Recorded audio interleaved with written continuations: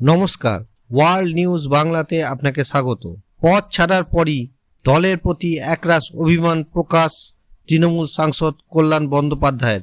সংবাদ মাধ্যমে প্রবীণ এই রাজনীতিবিদ বলেছেন, মমতার দিকে যারা গালাগাল দেয় দিদি তাদেরই সম্মান দেয়।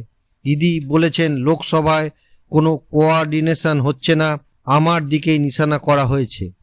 লোকসভায় দলের চিফ হুইপ পদ থেকে শ্রীরামপুরের তৃণমূল সাংসদ কল্যাণ বন্দ্যোপাধ্যায়কে সরিয়ে দিয়েছেন তৃণমূল নেত্রী মমতা বন্দ্যোপাধ্যায়। কল্যাণের জায়গায় চিফ হুইপ করা হয়েছে বারাসাতের তৃণমূল সাংসদ কাকলি ঘোষ দস্তিদারকে। এদিন মমতা বন্দ্যোপাধ্যায়ের তিরস্কার বুঝতে পেরেই পদ থেকে ইস্তফা দিয়ে দেন কল্যাণ বন্দ্যোপাধ্যায়। তবে ইস্তফা দেওয়ার পরই দলের প্রতি একরাশ ক্ষোভ উগরে দিয়েছেন শ্রীরামপুরের তৃণমূল সাংসদ। সংবাদ মাধ্যমকে তিনি বলেছেন, দিদি বলেছেন আমি নাকি ঝগড়া করছি, আমাকে গালাগালি দিলে আমি কি সহ্য করব? দল উল্টে আমাকেই দায়ী করছে। আমি ইস্তফা দিলে যদি লোকসভায় ভালোভাবে দল চলে তবে সেটাই চলুক। দলের প্রতি একরাশ অভিমান উপড়ে দিয়ে কল্যাণ আরও বলেছেন, মমতার দিকে যারা গালাগালি দেয় দিদি তাদেরই সম্মান করেন।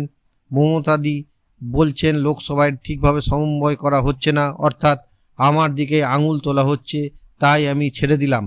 আজ লোকসভায় দলের মুখ্য সচেতকের পদ থেকে ইস্তফা দেওয়ার পর কল্যাণ বন্দ্যোপাধ্যায় এক্স পোস্ট করে তারই দলের সাংসদ মহুয়া মৈত্রকে কার্যত তুলোধনা করে লিখেছেন, মহুয়া মৈত্রের পাবলিক পডকাস্টে করা মন্তব্যগুলি আমি নোট করেছিলাম।